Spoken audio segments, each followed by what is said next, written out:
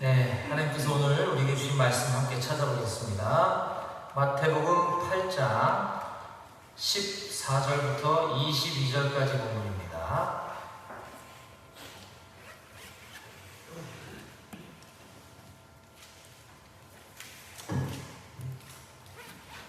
마태복음 8장 14절부터 22절까지 본문 찾아서 함께 들어보도록 하겠습니다. 이거 플레이 좀 눌러주셔야 됩니다. 예수께서 베드로의 집에 들어가사 그의 장모가 열병으로 앓아눕는 것을 보시고 그의 손을 만지시니 열병이 떠나가고 여인이 일어나서 예수께 수종을 들더라. 저물매 사람들이 귀신 들린 자를 많이 데리고 예수께 오거늘 예수께서 말씀으로 귀신들을 쫓아내시고 병든 자들을 다 고치시니 이는 선지자 이사야를 통하여 하신 말씀에 우리의 연약한 것을 친히 담당하시고 병을 짊어지셨도다. 함을 이루려 하시니라. 예수께서 무리가 자기를 배워싼 것을 보시고 건너편으로 가기를 명하시니라. 한 서기관이 나와 예수께 아뢰되 선생님이여, 어디로 가시든지 저는 따르리이다. 여우도 굴이 있고 공중의 새도 거처가 있으되 인자는 버려둘 곳이 없다. 제자 중에 또 한 사람이 이르되 주여, 내가 먼저 가서 내 아버지를 장사하게 허락하옵소서. 죽은 자들이 그들의 죽은 자들을 장사하게 하고 너는 나를 따르라. 아멘. 네, 오늘도 은혜로운 찬양 너무 감사합니다. 제가 분위기교회를 섬긴 지가 지금 벌써 횟수로 9년 정도 되는 것 같은데 참 많은 용사들이 거쳐갔고 우리 교회뿐만 아니라 또 다른 교회도 제가 지금 동시에 섬기고 있고 그 전에는 또 부대가 이전하면서 또 없어진 교회가 있고 하여튼 제가 3군데 정도 교회를 지금까지 섬겨오면서 요즘 우리 임마누엘 교회 예배 모습이 제일 아름답고 정말 마음이 뜨거운 것 같아요. 너무 감사합니다.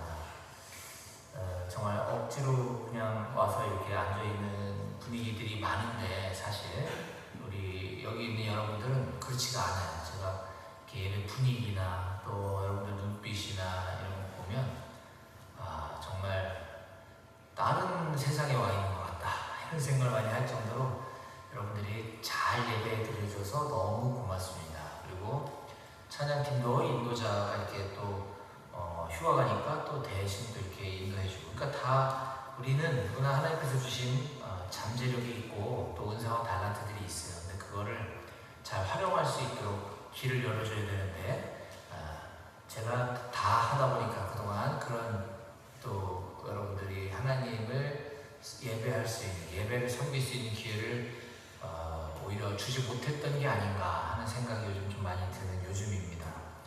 하여튼 저도 뒤에서 같이 찬양할 때 너무 좋고 너무 감사한데 우리 하나님은 얼마나 기뻐하실까라는 생각을 하게 됐습니다. 너무 감사하고요. 이 예배 분위기, 이 예배의 흐름이 끊기지 않고 여러분들 후임으로 계속 이어질 수 있도록 같이 함께 기도로 준비하면 좋겠습니다. 너무 감사합니다. 자, 우리 옆에 있는 전우들과 또 다른 부대 전우들과 우리 반갑게 샬롬으로 인사합시다. 샬롬, 샬롬. 네, 여러분들은 인사하는 모습도 달라요. 제가 샬롬으로 인사하자 그러면 샬롬 한번 하고 마는데 표정도 밝고 또 이렇게 해서 너무 좋네요. 여러분들 부대 이전할 때 저를 좀 데려갔으면 좋겠는데 그 어떻게 교통 정리되고 있는지 내가 아직 우리 3사단 군인 목사님을 못 만나봤어요. 여러분들 부대 이전하는 곳에 제가 같이 따라갈 수 있도록 여러분들 기도해 주시면 참 고맙겠습니다. 그죠? 네. 싫으면 제가 싫으면 기도하지 말고 농담입니다. 지난 주일에는 우리 한국대학생선교회 CCC 파송 간사님이시죠? 목사수도 받으셨고 벨기에에서 사역하고 계시는 우리 테일 선교사님 모셔서 설교 듣는 귀한 시간을 가졌습니다. 해외 파송 선교사님이시다 보니까 한국에 자주 오지 못하시는데 저도 3년 만에 만났어요. 그래서 우리 교회에서 또 이렇게 말씀도 전하시고 또 제가 모시고 가서 또 식사 교제하면서 또 좋은 시간을 가졌습니다. 그리고 그 전주일에는 우리가 마태복음 8장 1절에서 13절까지 본문 말씀을 가지고 믿음으로 반응하는 사람들이라는 제목으로 말씀을 함께 나눴습니다. 우리는 지금 마태복음 1장 1절부터 시작해서 연속 강해 설교를 해오고 있습니다. 우리가 지지난주에 이 말씀을 나누고 오늘 본문이 이어지다 보니까 한 2주가 지나서 우리가 또 지난 말씀이 어떤 내용이었는지를 짧게 정리하고 오늘 말씀을 이어가면 좋을 것 같습니다. 지지난주 본문 마태복음 8장 1절에서 13절 본문에는 두 명의 사람이 등장을 합니다. 이 두 사람은 당시 유대인들의 기준으로 볼 때는 절대 구원받을 수 없는 사람이었고, 그렇기 때문에 하나님으로부터 선택받은 자기네 유대인들로서는 절대 상종할 수 없는 사람이었음에도 불구하고 예수님께서는 그들을 직접 만나주시고 또 그들의 부탁까지 들어주시는 모습을 우리가 볼 수 있었습니다. 뿐만 아니라 그 과정들을 통해서 그들의 믿음을 드러내 주시면서 스스로 구원받았다라고 착각하고 있는 유대인들에게 영적 우월감과 교만에 빠져 있었던 유대인들에게 큰 깨달음과 경각심을 주시는 말씀을 우리가 살펴보았습니다. 그 두 사람들은 다음과 같죠. 첫 번째는 예수님이 만난 첫 번째 사람은 흉측한 나병 환자였습니다. 나병 환자는 문둥병 환자라고 그러죠. 피부가 썩고 문드러져서 코가 떨어져 나가고 귀가 떨어져 나가고 피부가 떨어져 나가는 아주 무서운 병입니다. 그럼에도 불구하고 그 통증을 못 느끼는 예수님의 산상설교 말씀을 듣고 마태복음 5장부터 7장까지 이어지는 산상설교 말씀을 듣고 예수님의 설교에 감동받은 수많은 사람들이 예수님을 따랐지만 결국 그 중에서도 예수님 앞에 담대히 나아와서 예수님이 나의 구주이십니다 라고 고백하고 자신의 믿음을 고백한 사람은 그 수많은 사람들 중 단 한 사람이었습니다. 마태복음 8장 1절 예수께서 산에서 내려오시니 수많은 무리가 따르니라. 한 나병 환자가 나와 절하며 이르되 주여 원하시면 저를 깨끗하게 하실 수 있나이다 하거늘. 이 8장 2절에 아주 중요한 이 나병 환자에 대해서 아주 잘 설명을 해주고 있는데요.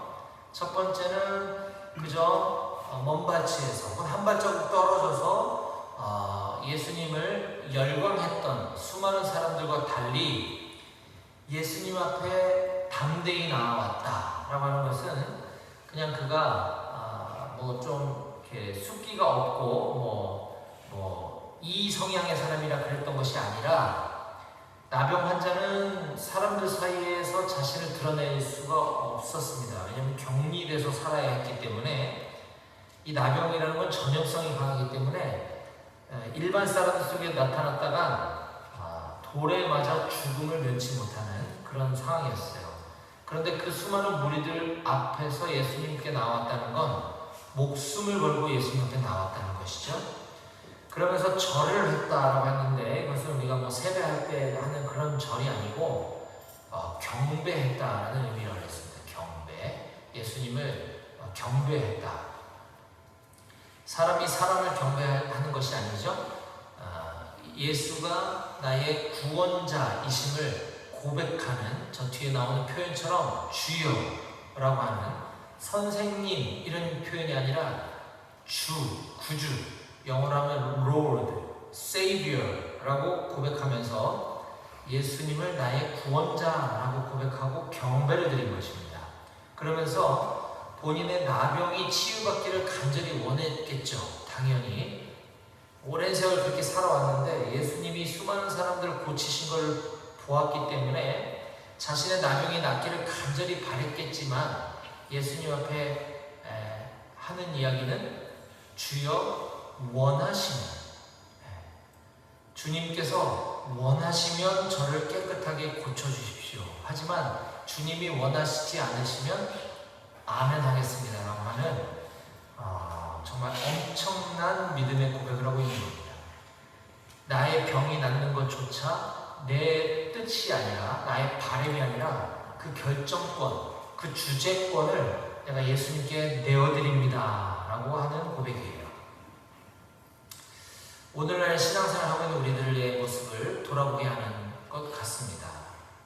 우리도 마찬가지죠. 아주 유명한 목사님의 설교나 어떤 집회를 소위 은혜를 사모한다라는 그럴싸한 포장으로 우리가 유명한 목사님의 설교, 또 유명한 집회를 쇼핑하듯이 쫓아다니면서 자신의 마음의 안정과 평안함만을 추구하는 그런 신앙이 아니라, 오늘 저 나병 환자처럼 죽을 각오를 하고 목숨 걸고서라도 예수님 앞에 담대히 나아가 예수님께 전심으로 예배, 경배드리고 예수님을 나의 구원자로 고백하고 내 삶의 모든 것을, 내 삶의 모든 결정권을 주님 앞에 내어드리는 저와 여러분들이 다 되시기를 주님의 이름으로 축복합니다. 아멘. 두 번째로 예수님이 만난 사람은 로마 백부장이었습니다. 마태복음 8장 5절, 예수께서 가버나움에 들어가시니 한 백부장이 나와 간구하여 이르되, 주여, 내 하인이 중풍병으로 집에 누워 몹시 괴로워하나이다. 백부장은 100명의 부하 군인을 거느린 지휘관이라고 했어요. 오늘날 우리로 따지자면 중대장님이라고 볼 수 있겠죠. 물론 방공중대는 100명이 훨씬 넘죠. 그렇지 않아요? 몰라요? 좀 안 되죠? 전시가 되면은 훨씬 넘을 거예요, 아마. 지금 현역 기준으로 했을 때 그 정도고, 보통 보병대대, 보병중대 같은 경우는 전시 완편 인원이 한 120명 정도 되는 걸로 알고 있어요. 우리 포병은 포대장님이 바로 이 백부장과 같다라고 보면 되겠죠. 얼추 100명의 부하 군인을 거느린 지휘관. 근데 당시 이 팔레스타인 지역의 상황으로 보면 당연히 이 백부장은 유대인이 아니고 로마 사람입니다. 로마 군대의 지휘관이기 때문에. 그렇기 때문에 유대인들은 이방인들을 돼지 취급했기 때문에 로마 군대의 장교니까 함부로 할 수는 없고 겁에 질려 살았겠죠. 우리가 일제시대 때 일본 순사를 대하는 것처럼. 하지만 이 백부장의 입장에서 보면 유대인들이 자신을 어떻게 생각하든 말든 그 권력이나 그 기세는 막강하다고 볼 수밖에 없었습니다. 자, 그렇게 권세가 등등한 로마 군대 백부장임에도 불구하고 앞에서 보았던 나병 환자처럼 예수님을 자신의 주인, 구주라고, 주여라고 고백하는 것을 우리가 볼 수가 있습니다. 게다가 이 백부장, 그 권력, 지위, 명예 다 가진 이 로마 군대의 지휘관은 자신의 문제를 가지고 예수님 앞에 해결받기 위해서 나온 것이 아니라 자기 부하의 중풍병을 고쳐달라고 예수님 앞에 찾아온 겁니다. 예수님께서는 백부장의 말을 듣자마자 묻지도 따지지도 않으시고 바로 고쳐주겠다고 하십니다. 이르시되 내가 가서 고쳐주리라. 이러면 상황 종료예요. 이미 끝났죠. 그런데 놀라운 건 그 다음에 하는 백부장의 고백입니다. 8절, 백부장이 대답하여 이르되, 주여, 내 집에 들어오심을 나는 감당하지 못하겠사오니 다만 말씀으로만 하옵소서. 그러면 내 하인이 낫게 사옵나이다. 이게 뭡니까? 제가 감히 어찌 하나님의 아들이신 주님을 저의 집으로 모실 수 있겠습니까? 그냥 말씀으로만 하셔도 충분히 제 하인이 나을 줄 제가 믿습니다 라고 하는 고백이에요.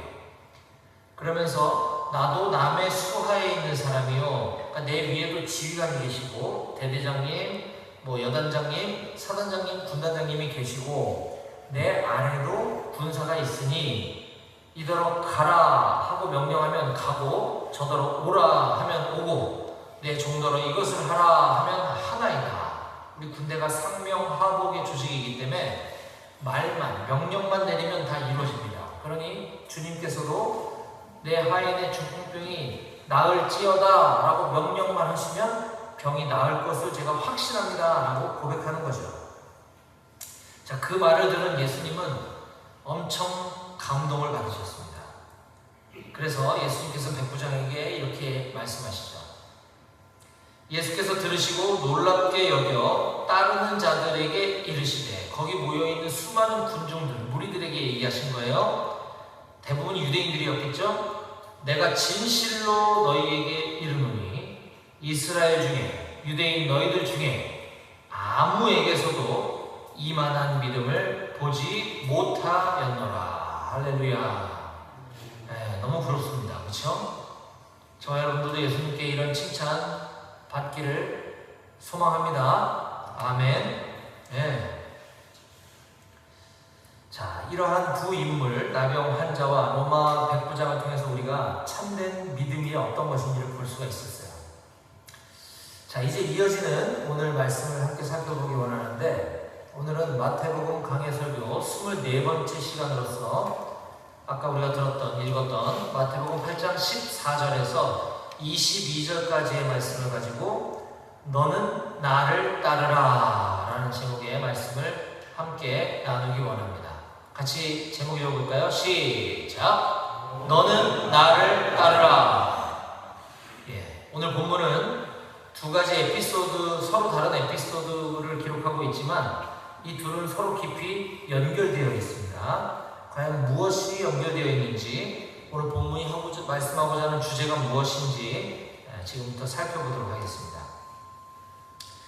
자, 앞에서 우리가 요약해드린 지지난주일 설교 본문의 말씀처럼 예수님은 나병 환자나 로마 백부장처럼 유대 주류 사회로부터 소외되어 있는 사람들에게만 관심을 갖고 은혜를 베푸셨던 것은 아닙니다.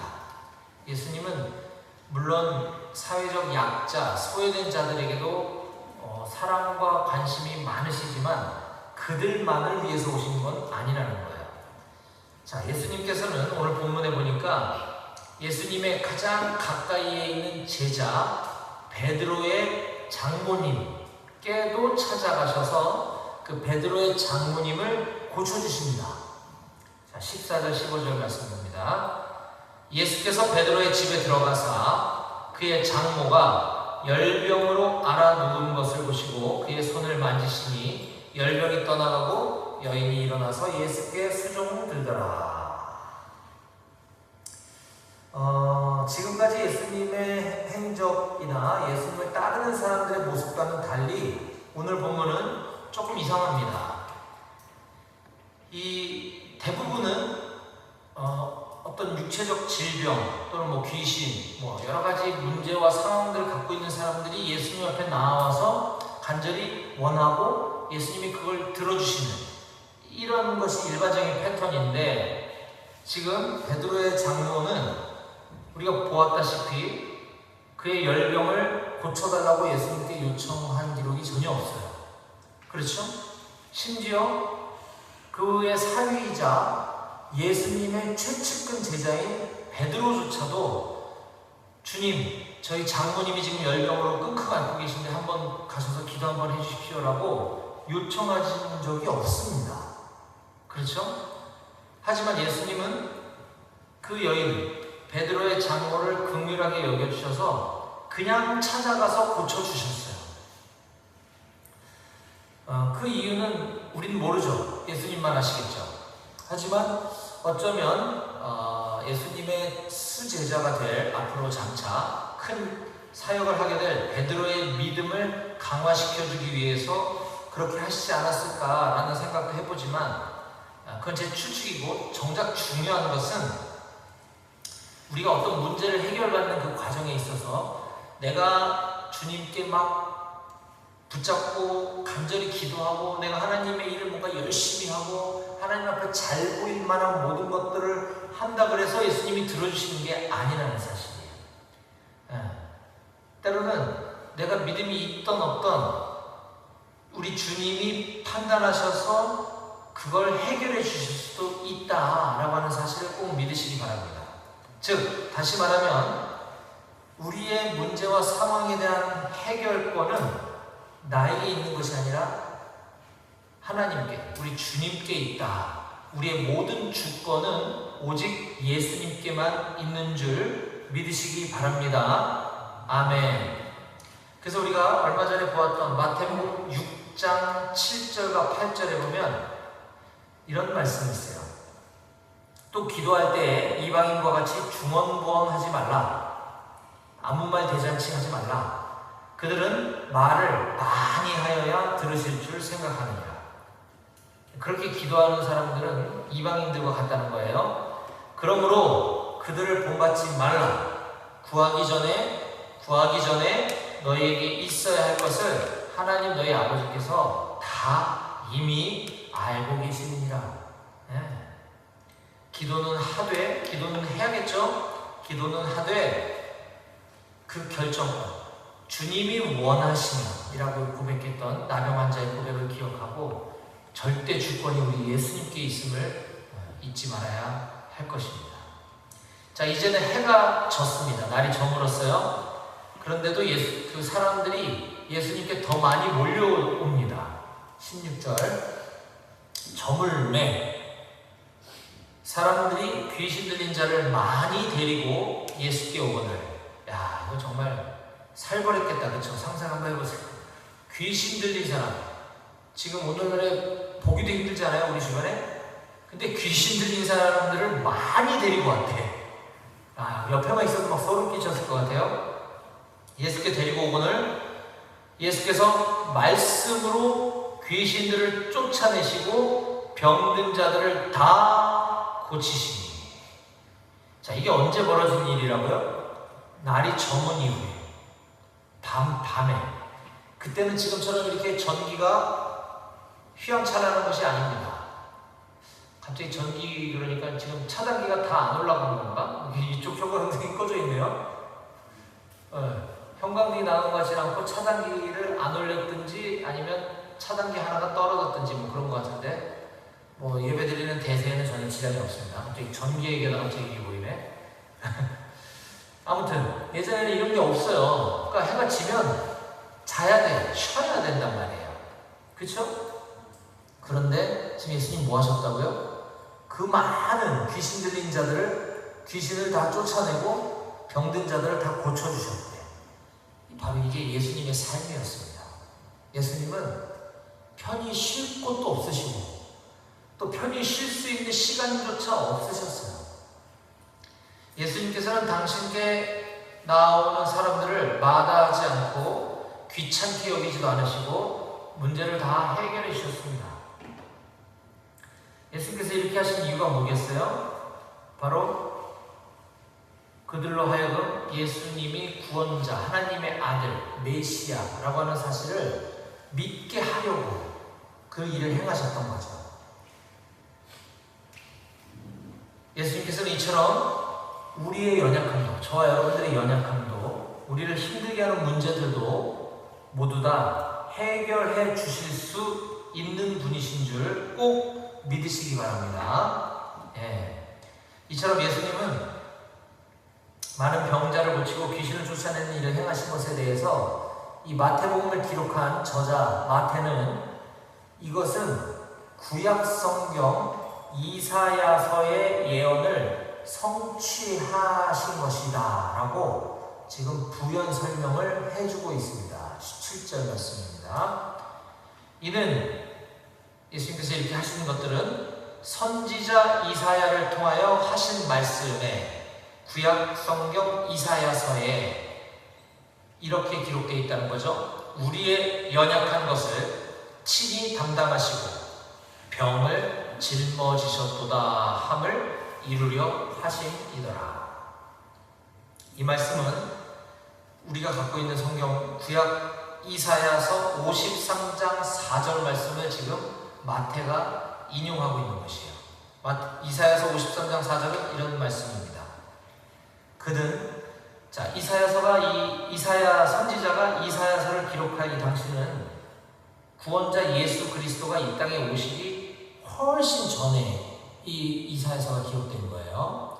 장차 오실 구원자, 바로 그 메시아 예수 그리스도, 그는 실로 우리의 질고를 지고 우리의 슬픔을 당하였거늘 우리는 생각하기를 그는 징벌을 받아 하나님께 맞으며 고난을 당한다 하였노라.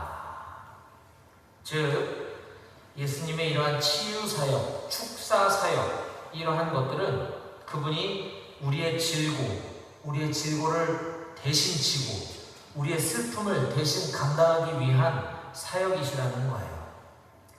우리가 갖고 있는 질병이 예수님께로 갔다는 뜻이 아니라 우리의 그런 육체적인 고난, 질고뿐만 아니라 우리가 죄에 얽매여 있던 그거는 하나의 어떤 상징적인 것이고, 우리가 그 육체 질병, 귀신 들린 것보다 더 무시무시하고 끔찍한 영원한 죽음에 사로잡혀 있던 것을 대신 예수님께서 짊어지셨다라고 하는 것을 보여주기 위해서 이 일들을 행하셨다라고 하는 것입니다. 이처럼 예수님께서는 말씀과 함께 병고침의 역사를 통해 하나님 나라를 이 땅에 임하게 하신 구원자라고 하는 것을 증명하심으로써 모든 사람들에게, 유대인이나 이방인이나 그곳에 몰려든 수많은 군중들, 무리들에게 구원의 기회, 구원으로의 초청을 하신 것인 줄 믿으시기 바랍니다. 예수님은 그런 목적, 그 구원으로의 초청을 위해서 이 일을 행하고 계신데, 사람들은 다른 이유로, 다른 목적으로 더 많이 예수님께 몰려오고 예수님을 열광하기 시작합니다. 18절. 예수께서 무리가 자기를 애워싸는 것을 보시고 건너편으로 가기를 명하시니라. 이미 구원의 기회는 주어졌어요. 그런데 지금 18절을 보면 예수님은 그 무리들에게 큰 관심을 두지 않으시는 것처럼 보입니다. 예수님의 이러한 치유사역, 축사사역은 아까 얘기한 것처럼 그들로 하여금 예수님이 누구시라는 것을 보여주고 그 능력을 행하심으로써 그 광경을 지켜본 사람들뿐만 아니라 병고침, 귀신 떠나간 그 당사자들로 하여금 구원받도록 하신 것인데, 그 중에 그렇게 해서 예수님께 나와 예수님의 제자가 되기로, 예수님을 따르는 삶을 살기로 결단하는 사람은 아주 극소수였다는 거예요. 이미 예수님 하실 일을 다 하셨어요. 이제 선택은 사람들, 무리들이 해야 될 게 남은 것이죠. 누가복음에 보면 나병 환자 10명이 예수님께 와서 치유를 받는 사건이 기록되어 있는데, 그 중에 단 한 사람만 예수님께 찾아와 하나님께 영광을 돌리는 장면이 기록되어 있습니다. 누가복음 17장 12절 이하를 제가 빠르게 읽어드릴게요. 한 마을에 들어가시니 나병 환자 10명이, 문둥병자 10명이 예수를 만나 멀리 서서 소리를 높여 이르되, 예수 선생님이여 우리를 불쌍히 여기소서 하거늘 보시고 이르시되 가서 제사장들에게 너희 몸을 보이라 하셨더니 그들이 가다가 깨끗함을 받은지라. 이게 무슨 상황이냐면, 나병 환자들은 격리돼서 생활해야 된다 그랬잖아요. 근데 어떻게 해갖고 그 나병이 다 완치가 됐으면 유대 공동체에, 사회로 복귀를 해야 되는데 그 결정을 누가 해주냐? 그 판단은 제사장들이 한다는 거예요. 나병 환자가 완전히 완치가 되었네, 너는 이제 우리 유대 사회로 들어와서 살아도 좋다라고 하는 인준을 받기 위해서 제사장에게 가서 너희 몸을 보이라라고 하신 거죠. 그러니까 말씀으로 너희 나병이 나았음을 믿고 제사장에게 가라라고 말씀하신 거예요. 그랬더니 그들이 가다가 깨끗함을 받은지라. 10명의 나병 환자들이 다 고침을 받은 거죠. 15절. 그 중에 한 사람만 자기가 낳은 것을 보고 큰 소리로 하나님께 영광을 돌리며 돌아와 예수의 발 아래에 엎드려 감사하니 그는 사마리아 사람이라. 또 하필 또 유대인이 아니고 사마리아 사람이에요. 예수께서 대답하여 이르시되 10사람이 다 깨끗함을 받지 아니하였느냐? 그 9은 어디 있느냐? 이게 현실, 이게 팩트라는 거죠. 오늘날에도 예수님을 믿습니다 라고 고백하고 예수님을 따르겠습니다, 제 삶에 역사하신 주님을 찬양합니다 라고 사람들이 많이 얘기하지만 그 중에 예수님을 따르는 참된 제자는 10분의 1에 불과하다 라고 하는 것을 우리가 성경을 통해서 알 수 있는 것입니다. 자, 그래서 예수님은 이제 그 10분의 9가 아닌, 무리가 아닌 제자로서 예수님을 따르려면 어떻게 해야 되는지에 대해서 계속 말씀하십니다. 자, 본문 마태복음 8장 19절입니다. 한 서기관이 나와 예수께 아뢰되 선생님이여 어디로 가시든지 저는 따르리이다. 서기관은 누구죠? 성경 박사입니다. 성경 박사, 신학대학 교수, 목사, 종교 지도자예요. 그가 예수님을 단지 선생님이라고 부르는 것을 볼 수가 있습니다. 지난 앞서 나병 환자들, 로마 군대 백부장도 예수님을 구주, 세이비어라고 고백했는데, 롤드라고 고백했는데, 이 서기관은 그냥 단지 티처라고 고백하는 거예요. 프로페서. 그러니까 나는 당신에게 내가 당신의 설교를 들어보니 내가 참 배울 점이 많습니다. 제가 당신을 선생으로 스승으로 모시겠습니다라고 하는 정도밖에 안 되는 거예요. 자, 그러면서 예수님이 어디로 가든지 내가 따라다니면서 제자가 되겠습니다, 저를 거둬주십시오라고 얘기합니다. 이에 대해서 예수님이 이렇게 말씀하세요. 20절에 예수께서 이르시되 여우도 굴이 있고 공중에 새도 거처가 있으되 인자는 머리 둘 곳이 없다 하시더라.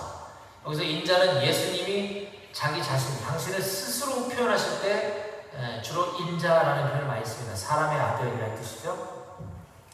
인자라는 표현은 예수님만 쓰신 표현이에요. 본인을 말씀하신 거예요. 여우도 굴이 있고 보금자리가 있고 공중에 새도 거처가 있거늘 나는 머리 둘 곳이 없어. 난 떠돌이 인생이야. 자, 너는 서기관, 신학대학 교수잖아.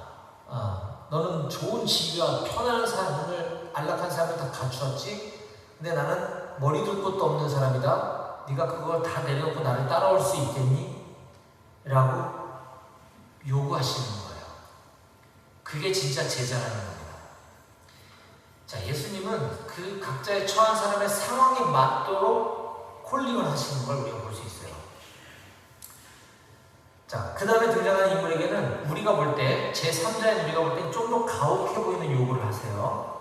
자, 이번엔 제자 중에 한 사람이라고 해요. 제자 중. 그러니까 조금 신앙의 수준이 조금 있는 사람이죠. 예수님의 제자 중에 한 사람이 이르되 주여 내가 먼저 가서 내 아버지를 장사하게 허락하옵소서. 자, 그랬더니 예수께서 이르시되 죽은 자들이 그들의 죽은 자들을 장사하게 하고 너는 나를 따르라 하시니라. 여러분, 이 말씀 오해하면 안 돼요. 우리가 부모를 공경하지 말라고 말씀하신 것이 절대 아닙니다. 지금은 예수 그리스도의 제자의 삶이란 이런 거야. 예수 그리스도의 제자의 삶을 살려면 이 정도는 돼야 돼 라고 지금 가르치고 계시는 거예요. 그것도 사람 수준에 맞게. 아까 서기관은 세상적으로는 신학 박사, 대학 교수지만 영적으로는 지금 예수님의 제자보다 못한 사람이에요. 그러니까 다소 추상적이고 철학적으로 말씀을 하시는 거죠. 여우도 굴이 있고 공중에 새도 거처가 있거든 인자는 먹을 곳이 없구나. 굉장히 철학적이고 사색적으로 얘기하시죠. 근데 제자, 스펙, 세상 스펙은 그보다 못할지 모르겠지만 예수님을 좀 더 아는 제자에게는 보다 강력하게 이렇게 공부를 하시는 거예요. 죽은 아버지의 장사는 다른 사람들 보고 지내게 하고 너는 나를 따라라 라는 말씀입니다. 부모를 공경하지 말라는 뜻이 절대 아니라 예수님의 제자가 되려면 다른 어떤 것, 본인이 해야 될 일반적인 의무보다 더 앞서는 것, 더 중요한 것이 있는데 그게 예수를 따르는 거다라고 말씀하고 계시는 겁니다. 우리는 모든 것들을 다 챙기고 할 거 다 하고 나서 예수님을 따르는 사람들이 아닙니다. 그 모든 것들의 최우선으로 예수님을 따르는 자만이 온전한 제자가 되는 줄 꼭 믿으시기 바랍니다. 예.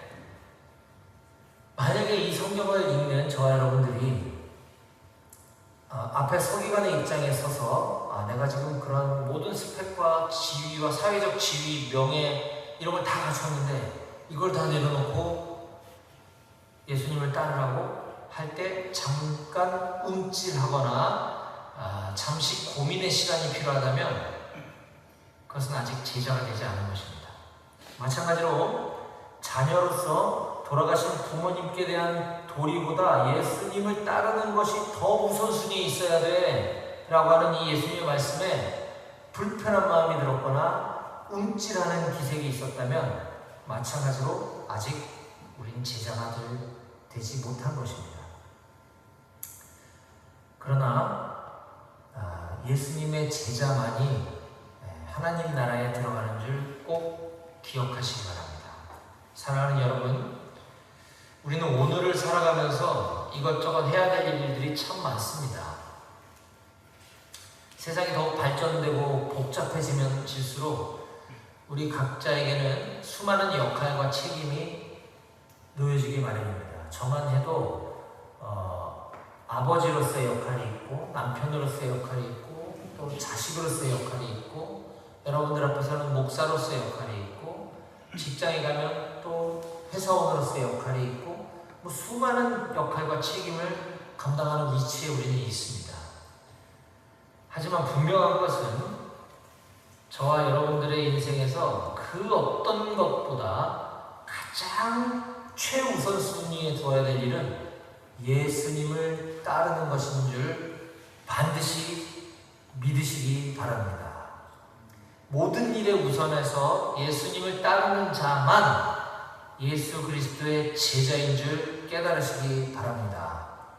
우리 주님께서는 오늘 본문 마지막 절에 저와 여러분들에게 이렇게 말씀하고 계십니다.